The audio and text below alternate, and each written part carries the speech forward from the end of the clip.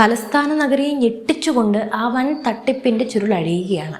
ഇത്രയും കാലം പാവപ്പെട്ടവൻ ഉപജീവനത്തിന് വേണ്ടി നടത്തുന്ന തട്ടുകടകൾ എന്ന വ്യാജേന നഗരത്തിലെ പ്രമുഖ റോഡുകൾ കയ്യേറി കോടികളുടെ കള്ളക്കച്ചവടം നടത്തിയ വൻകിട ശൃംഖലകളെ മേയർ വി രാജേഷും ടീമും നേരിട്ടിറങ്ങി പിടികൂടിയിരിക്കുന്നു.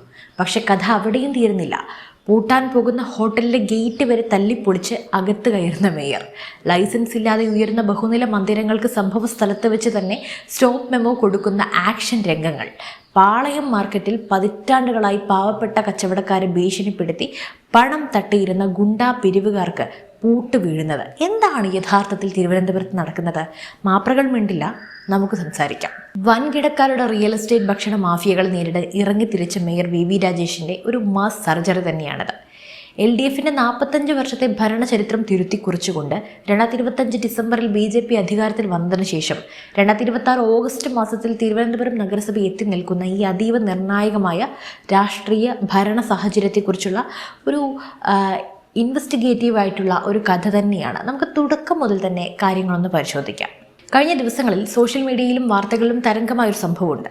തിരുവനന്തപുരം നഗരത്തിൻ്റെ ഹൃദയഭാഗത്ത് വലിയ ആർഭാടത്തോടെ ഉദ്ഘാടനത്തിനൊരുങ്ങുന്ന സംസം എന്ന പ്രമുഖ മന്തിക്കട അല്ലെങ്കിൽ ഹോട്ടൽ ഉദ്ഘാടനത്തിന് ഏതാനും മണിക്കൂറുകൾ മാത്രം ബാക്കി നിൽക്കെയാണ് മേയർ വി രാജേഷും കോർപ്പറേഷൻ ഉദ്യോഗസ്ഥരും പോലീസും ചേർന്ന് അവിടേക്ക് ഇരച്ചെത്തുന്നത്. കാര്യം അന്വേഷിച്ചപ്പോൾ ഞെട്ടിക്കുന്ന വിവരങ്ങളാണ്. ബിൽഡിങ്ങിന് കോർപ്പറേഷൻ്റെ കൃത്യമായ പ്ലാൻ പെർമിഷനോ ലൈസൻസോ ഒന്നുമില്ല. ഇക്കഴിഞ്ഞ ഓഗസ്റ്റ് 11 അപ്പോൾ തന്നെ കോർപ്പറേഷൻ നിർമ്മാണത്തിനെതിരെ സ്റ്റോപ്പ് മെമ്മോ നൽകിയതാണ്. എന്നാൽ ആ സ്റ്റോപ്പ് മെമ്മോയും കാറ്റിൽ പറത്തിക്കൊണ്ട് നിയമത്തെയും ഭരണകൂടത്തെയും വെല്ലുവിളിച്ചുകൊണ്ട് വൻകിടക്കാർ ഉദ്ഘാടനവുമായി മുന്നോട്ട് പോയി. നിയമം കയ്യിലെടുക്കാൻ നോക്കിയ വൻകിട മുതലാളിമാർക്ക് മേയർ നൽകിയ മറുപടി എന്തായിരുന്നു എന്നറിയാമോ? നിയമപരമായി നിങ്ങൾക്ക് ഏതറ്റം വരെയും പോകാം, പക്ഷേ ഈ നാടിൻ്റെ സ്വത്തുക്കൾ സംരക്ഷിക്കാനുള്ള ഉത്തരവാദിത്തം തിരുവനന്തപുരം കോർപ്പറേഷനുണ്ട്. ആ നിയമലംഘനം വെച്ചു പൊറുപ്പിക്കില്ല. സ്ഥലത്തെത്തിയ നിർമ്മാണ കരാറുകാരനെയും സൂപ്പർവൈസർമാരെയും വിളിച്ചു വരുത്തി രേഖകൾ എവിടെയെന്ന് മേയർ നേരിട്ട് ചോദിക്കുന്ന രംഗങ്ങൾ നമ്മൾ കണ്ടതാണ്. രേഖകൾ ഹാജരാക്കാൻ സാധിക്കാതെ വന്നതോടെ ആ ആഡംബര ഹോട്ടലിൻ്റെ പ്രവർത്തനം അവിടെ വെച്ച് തന്നെ ആ നിമിഷം പൂട്ടിച്ചു. ഇതൊരു സംസം ഹോട്ടലിൻ്റെ മാത്രം കഥയല്ല. തിരുവനന്തപുരം നഗരത്തിൽ ഓഗസ്റ്റ് മാസം മാത്രം നടന്ന പരിശോധനകളിൽ പുലിമൂട്, മുട്ടട, അതുപോലെ കുറവൻകോണം പ്രദേശങ്ങളിൽ അനുമതിയില്ലാതെ പണിതുയർത്തിയ അനധികൃത കെട്ടിടങ്ങൾക്കും ബഹുനില മന്ദിരങ്ങൾക്കും കോർപ്പറേഷൻ നേരിട്ടെത്തിയാണ് സ്റ്റോപ്പ് മെമ്മോ നൽകിയത്. 2ഉം 3ഉം നിലകൾക്ക് അനുമതി വാങ്ങിയിട്ട് നഗരസഭയുടെ കണ്ണു വെട്ടിച്ച് 4ഉം 5ഉം നിലകൾ പണിയുന്ന വൻകിട റിയൽ എസ്റ്റേറ്റ് മാഫിയകൾക്ക് നേരെയാണ് ഈ സമാനതകളില്ലാത്ത ആക്ഷൻ. ഇനി നമുക്ക് ഏറ്റവും ഞെട്ടിക്കുന്ന എന്നാൽ സാധാരണക്കാരെ നേരിട്ട് ബാധിക്കുന്ന മറ്റൊരു വിഷയത്തിലേക്ക് വരാം. നഗരത്തിലെ തട്ടുകട സിൻഡിക്കേറ്റ്. തിരുവനന്തപുരത്ത് കവടിയാർ, കുറവൻകോണം, വഴുതക്കാട് പാളയം റോഡ്, യൂണിവേഴ്സിറ്റി കോളേജിന് മുൻവശം, മെഡിക്കൽ കോളേജ്, ആര്യവട്ടം ക്യാമ്പസ് പരിസരം, ഇവിടെയൊക്കെ സായാഹ്നങ്ങളിൽ വലിയ ജനത്തിരക്കുള്ള തട്ടുകടകൾ നിങ്ങൾ കണ്ടിട്ടുണ്ടാവും.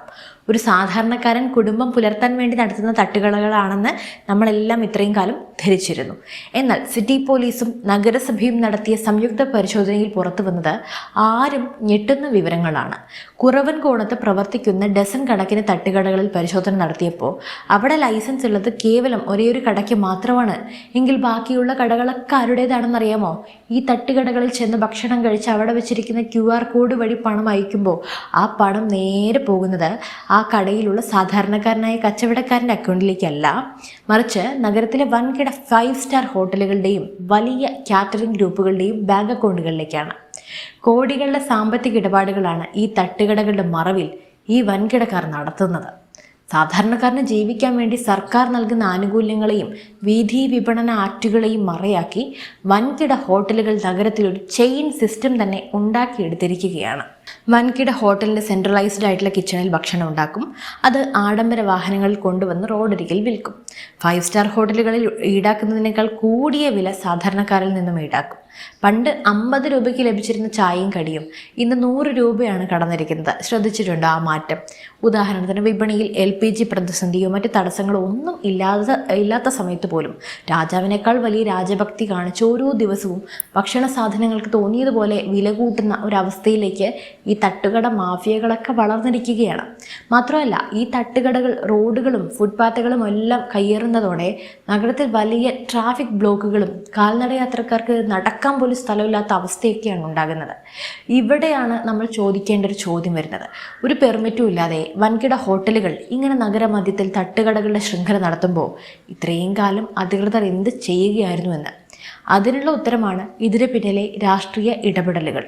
ഈ വൻകിടക്കാർ നഗരമധ്യത്തിൽ അനധികൃതമായി കടകൾ സ്ഥാപിക്കുമ്പോൾ അതിൻ്റെ ലാഭവിഹിതവും വൻ തുകയും എല്ലാം ചെന്നെത്തുന്നത് ചില രാഷ്ട്രീയ നേതാക്കളുടെ പോക്കറ്റുകളിലേക്കായിരുന്നു. രാഷ്ട്രീയക്കാരുടെയും ചില അഴിമതിക്കാരായ ഉദ്യോഗസ്ഥരുടെയും തണലിലാണ് ഇത്രയും കാലം ഈ മാഫിയകളൊക്കെ തഴച്ചു വളർന്നത്. നേരത്തെ പോലീസ് ഇവരെ ഒഴിപ്പിച്ചാലും മണിക്കൂറുകൾക്കകം ഒരു രാഷ്ട്രീയക്കാരൻ്റെ ഫോൺ കോളാണ് വരിക. അടുത്ത ദിവസം കടകൾ വീണ്ടും അവിടെ പഴയ പോലെ തന്നെ സ്ഥാപിക്കപ്പെടും. എന്നാൽ ഇപ്പോൾ മേയർ വി രാജേഷിൻ്റെ നിലപാട് വ്യക്തമാണ്. വഴിയോര വിപണനം എന്നത് സാധാരണക്കാരായ പാവപ്പെട്ട കുടുംബങ്ങളുടെ ഉപജീവന മാർഗമാണ്, അല്ലാതെ വൻകിട ഹോട്ടൽ ഉടമകൾക്ക് കോടികൾ കൊയ്യാനുള്ള വഴിയല്ല.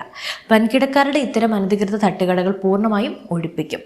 നഗരത്തിൽ വെൻഡിങ്, നോൺ വെൻഡിങ് സോണുകൾ കൃത്യമായി തിരിച്ച് അർഹരായ പാവപ്പെട്ട കച്ചവടക്കാർക്ക് മാത്രം കൃത്യമായ പ്ലേസ് നിശ്ചയിച്ച് ലൈസൻസ് കൊടുക്കും. ഓണം പോലെയുള്ള ഉത്സവകാലങ്ങളിൽ വൻകിടക്കാർ ഒളിച്ചു കടന്ന് അനധികൃത നിർമ്മാണങ്ങളും തട്ടുകടകളും ഒക്കെ വ്യാപിപ്പിക്കാറുണ്ട്. ഇത് തടയാൻ പ്രത്യേക സ്ക്വാഡുകളെ തന്നെയാണ് മേയറുടെ നേതൃത്വത്തിൽ തിരുവനന്തപുരം നഗരസഭ ഇപ്പോൾ രംഗത്തിറക്കിയിരിക്കുന്നത്. മാറ്റമെന്ന് നോക്കണേ. തിരുവനന്തപുരത്തെ പ്രധാനപ്പെട്ട മറ്റൊരു കേന്ദ്രമാണ് ചരിത്ര പ്രസിദ്ധമായ പാളയം കൺമറ മാർക്കറ്റ്. ഈ മാർക്കറ്റിൽ നടന്നത് എന്താണെന്ന് നിങ്ങൾക്കറിയോ? അവിടെ വന്ന് പച്ചക്കറിയോ മീനോ വിൽക്കുന്ന പാവപ്പെട്ട പച്ചക്കറി വ്യാപാരികളിൽ നിന്നും മീൻകാരികളിൽ നിന്നുമെല്ലാം ദിവസേന ലെവി എന്ന പേരിൽ ഗുണ്ടാപിരിവ് നടത്തിയിരുന്നൊരു മാഫിയ അവിടെ സജീവമായിരുന്നു. ഞാൻ ഈ ഇത്രയും കാലം നടന്ന കാര്യമാണ് പറയുന്നത്. ഒരു പെട്ടി മീൻ വിൽക്കണമെങ്കിൽ 500 രൂപ ഗുണ്ടകൾക്ക് കൊടുക്കണം. കൊടുത്തിട്ടില്ലെങ്കിൽ 2000-3000 വില വരുന്ന മീനിൻ്റെ പെട്ടികൾ ഗുണ്ടകൾ എടുത്തുകൊണ്ട് പോകും. മീൻകാർ ഇരിക്കുന്ന സ്ഥലത്തെ ലൈറ്റുകൾ ഊരി മാറ്റും, അവരെ ഭീഷണിപ്പെടുത്തും. ഇതിനെതിരെ ഒന്നും ശബ്ദിക്കാൻ പാവപ്പെട്ട കച്ചവടക്കാർക്ക് ആരും ഇല്ലായിരുന്നു, ഭയമായിരുന്നു. എന്നാൽ മേയറും കൗൺസിലർമാരും നേരിട്ട് പാളയം മാർക്കറ്റിലേക്ക് എത്തിയതോടെ ചിത്രം മാറി. പാളയം മാർക്കറ്റിൽ അനധികൃതമായി പണിതുയർത്തിയ തകര ഷെഡുകളും കയ്യേറ്റങ്ങളും ബുൾഡോസർ വെച്ചാണ് പൊളിച്ചു നീക്കിയത്. മാത്രമല്ല, ഇനി ഒരു പൈസ പോലും ഇവിടെ ആരും ഗുണ്ടാപിരിവ് ചോദിച്ച് വാങ്ങാൻ പാടില്ല എന്ന് ഉത്തരവിറക്കി. അങ്ങനെയുണ്ടായ നഗരസഭ നേരിട്ടിടപെടും. ഇത് മേയർ പരസ്യമായി പ്രഖ്യാപിച്ചു. വർഷങ്ങളായി കച്ചവടക്കാരെ പിഴിഞ്ഞിരുന്ന അധോലോക സാമ്രാജ്യത്തിനാണ് അവിടെ തിരശ്ശീല വീണത്. 1980 മുതൽ ഏകദേശം 45 വർഷത്തോളം തിരുവനന്തപുരം കോർപ്പറേഷൻ ഭരിച്ചിരുന്നത് LDF ആയിരുന്നു. എന്നാൽ 2025 ഡിസംബർ നടന്ന കോർപ്പറേഷൻ തിരഞ്ഞെടുപ്പിൽ 101 വാർഡുകളിൽ 50 സീറ്റുകൾ നേടി NDA വിജയിച്ചു. വി രാജേഷ് തിരുവനന്തപുരത്തെ 47ാമത്തെ മേയറായി സത്യപ്രതിജ്ഞ ചെയ്തു. വർഷങ്ങളായി തിരുവനന്തപുരത്തെ തമ്പാനൂർ, കിഴക്കേക്കോട്ട, പാളയം മേഖലകളിൽ ചെറിയൊരു മഴ പെയ്താൽ പോലും വലിയ വെള്ളക്കെട്ട് രൂപപ്പെടുമായിരുന്നു. എന്നാൽ ഇത്തവണ മഴക്കാലത്ത് ഡ്രെയിനേജ് ശുദ്ധീകരണവും അനധികൃത ഓട കയ്യേറ്റങ്ങളെല്ലാം പൊളിച്ചു നീക്കലും കൃത്യമായി നടപ്പിലാക്കിയതുകൊണ്ട് തമ്പാനൂരിലും അതുപോലെ പരിസരങ്ങളിലും വെള്ളക്കെട്ട് ഉണ്ടാകാത്തൊരു സാഹചര്യം സൃഷ്ടിക്കാൻ സാധിച്ചു.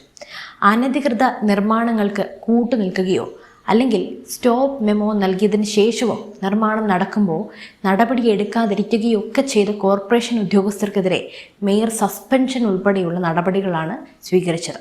അത്രത്തോളം മാറ്റമാണ് അവിടെ തിരുവനന്തപുരത്ത് സംഭവിച്ചത്. പക്ഷേ ഇതിനെക്കുറിച്ചൊക്കെ ഒരിക്കൽ പോലും ഇവിടുത്തെ മാപ്രകൾ സംസാരിച്ചിട്ടില്ല. മേയറുടെ ഭാഗത്ത് നിന്നൊരു വീഴ്ച വരാൻ കാത്തിരിക്കുകയാണ് വാർത്താ വിഷയമാക്കാൻ. കാരണം BJP മേയറാണ്. അതിനു മുമ്പുള്ള ആര്യ രാജേന്ദ്രൻ മേയറായപ്പോൾ കൊട്ടിഘോഷിച്ച മാപ്രകളാണ് നമ്മുടെ കേരളത്തിലുടനീളം നമ്മൾ കണ്ടത്.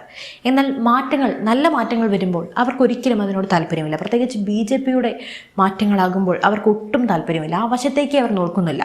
നിങ്ങൾ ആരെങ്കിലും ഇത് നമ്മുടെ കേരളത്തിലുടനീളമുള്ള ഏതെങ്കിലും സാറ്റലൈറ്റ് ചാനലിലൂടെ ഈ വാർത്തകൾ നിങ്ങൾ കണ്ടിരുന്നോ? കാണാൻ സാധ്യതയില്ല, കാണില്ല, തീർച്ചയാണ്. അപ്പോൾ നല്ല മാറ്റങ്ങളും നമ്മൾ അറിയണം. അത് എങ്കിൽ മാത്രമേ നമുക്ക് എങ്ങനെയാണ് വിമർശിക്കേണ്ടത്, എങ്ങനെയാണ് ഒരു നല്ല ഭരണം ഉള്ളത് എന്ന് അറിയാനെങ്കിലും സാധിക്കൂ. എന്തായാലും മാപ്രകളുടെ ഈ സമീപനത്തെക്കുറിച്ചും തിരുവനന്തപുരത്തെ ഈ മാറ്റത്തെക്കുറിച്ചും നിങ്ങൾക്ക് എന്ത് തോന്നുന്നു? നിങ്ങളുടെ അഭിപ്രായങ്ങൾ തീർച്ചയായും താഴെ കമൻറ്റിൽ രേഖപ്പെടുത്തുക. മറ്റു വിഷയമായി വീണ്ടും എത്തും വരെ നന്ദി.